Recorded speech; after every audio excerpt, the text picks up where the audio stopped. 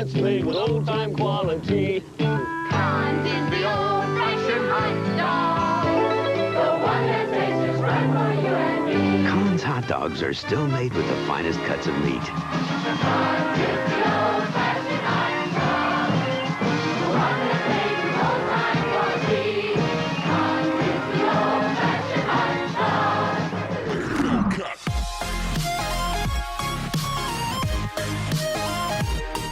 Okay, so Cincinnati, the Queen City, as it's affectionately called now, wasn't always called that.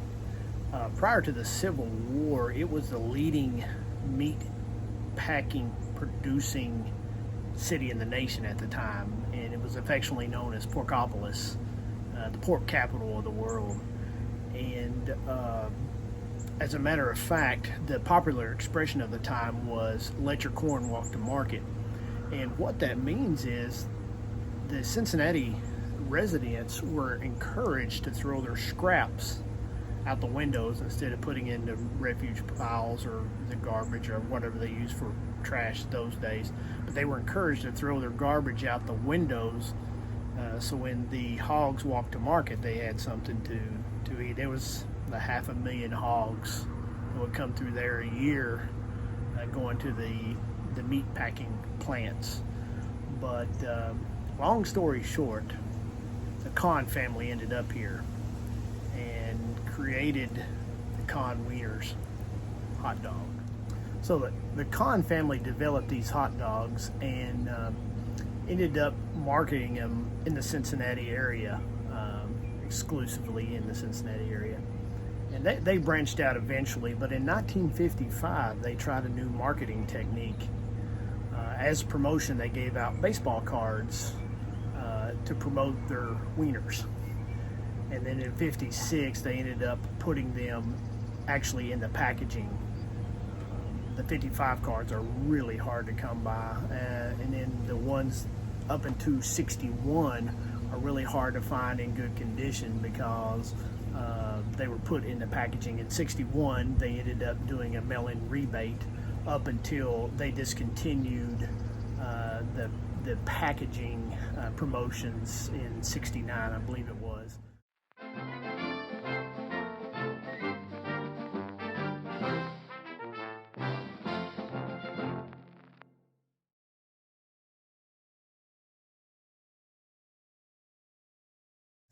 But Kahn's is still around, and they're still producing baseball cards.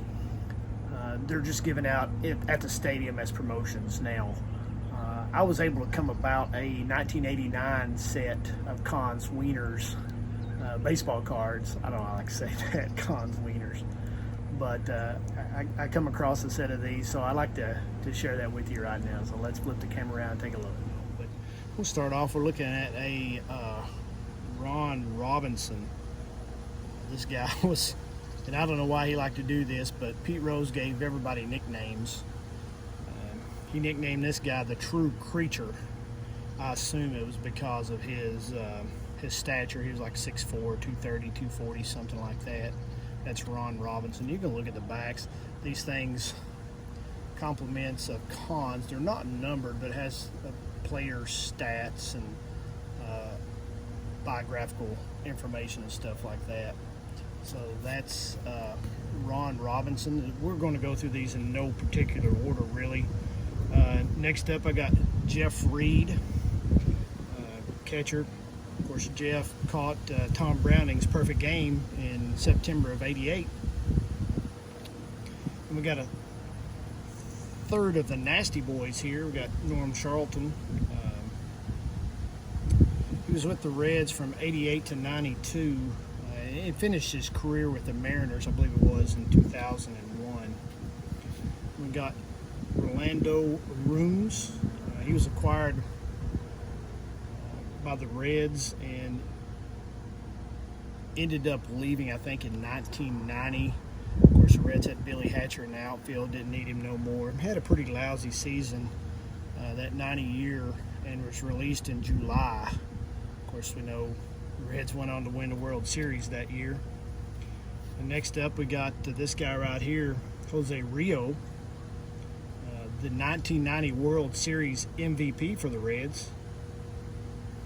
He was also the 93 strikeout leader, and he's in the Reds Hall of Fame. It's Jose Rio. See the back there? His card. Then this guy right here, Joe Youngblood. He was on the Reds 76 World Series championship team. Was called up in April, I think it was, of that year. Then he was traded off, picked back up by the Reds again in '89.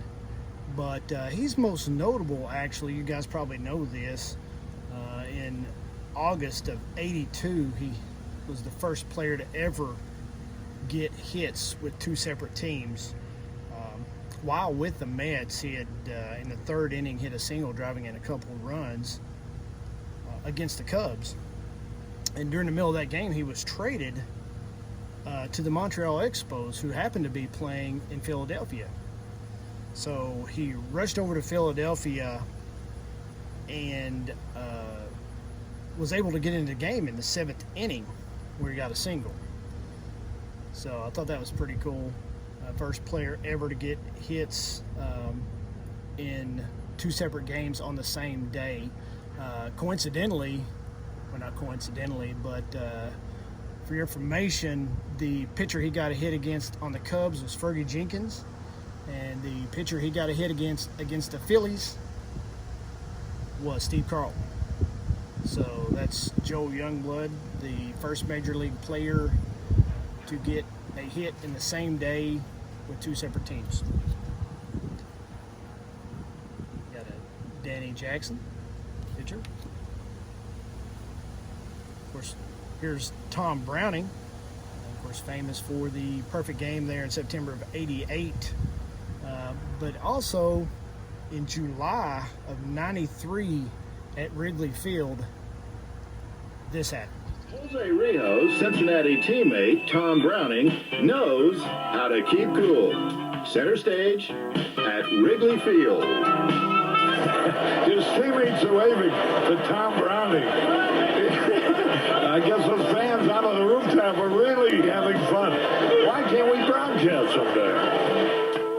Yeah, Browning walked across the street July the 7th, '93 to the rooftop party where he's welcomed with open arms. Went to the top of the building and sat and watched a portion of the game. He was actually fined by Davey Johnson. I think it was $500 for that antic. I thought that was pretty cool. Next up, we got this guy right here, Mr. Ron Oyster. Then got another third of the Nasty Boys, hard-throwing Roddy, clocked at 101 miles per hour, Mr. Rob Dibble. Rob was famous for his temper. Yep. We got this guy. Maybe you've heard of him. Kent Colby. He was with the Reds in '89, which happened to be his last year. He pitched in 37 games that year before he retired in July. Kent Colby. Number 6. Long line of great Cincinnati Red catchers. Bo Diaz. This guy, Tim Britzes. We got this guy right here, the Hall of Fame shortstop, Mr. Barry Larkin.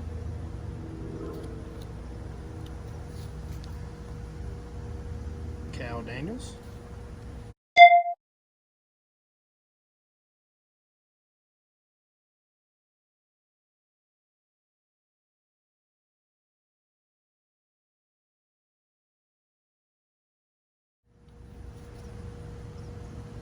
Mr. Rick Mahler.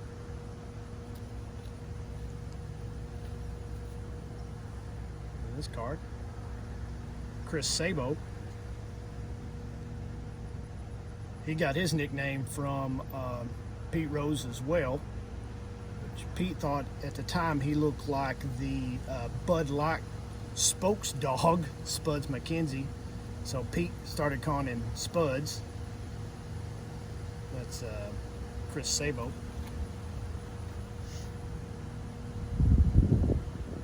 this guy right here, Mr. Paul O'Neill, right fielder extraordinaire, 5-time All-Star, 5-time World Series champ. Check that out. Was with the Reds in '90, and then 4 more times with the Yankees there at the end of the '90s and 2000. 5-time World Series champ, Mr. Paul O'Neill. And we got this guy right here, Mr. Herm Winningham. And then this quite possibly could be the last active card of this man. This set was produced in '89, and of course we all know that Rose voluntarily accepted